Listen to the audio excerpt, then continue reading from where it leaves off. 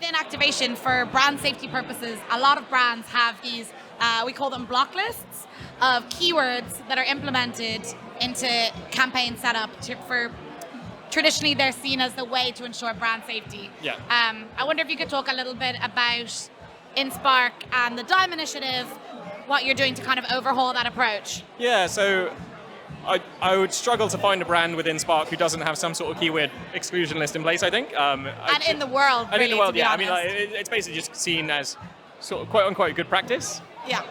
There's a problem here though, because when I recommend that everybody goes and finds their keyword exclusion lists. And what it'll do is effectively stop you running against content that contains that keyword. Yeah. Have a look through that list. Have a search for words like Islam, Judaism, gay, bisexual, because I looked through menstrual as well, I saw on there as well, abortion. It's amazing how much content gets blocked because of that. And when you start to think about, like, if you're trying to reach diverse communities, then maybe we're blocking a lot of the inventory by blocking potentially a lot of content that they may mention or consume. So it becomes really challenging to actually work with those keyword exclusion lists. So what we need to do is we need to go through and either find solutions that work better. So part of Dime is actually saying to clients, look, we need to move away from your keyword exclusion list. We're not saying you should do away with that across everything.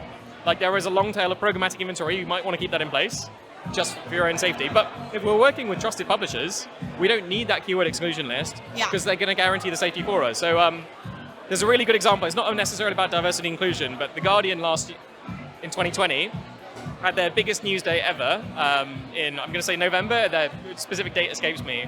But effectively, during the American election, it was their biggest day ever for people coming into the site. So the biggest, most visited day of The Guardian ever.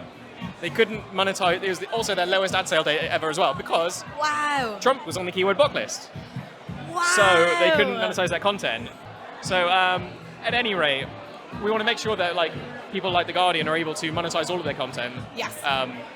So that means that we need to get rid of exclusion lists and ensure that actually, like, we have other safeguards in place for clients. Yeah. Just not ones that are so restricted that they end up limiting reach or scale or diversity.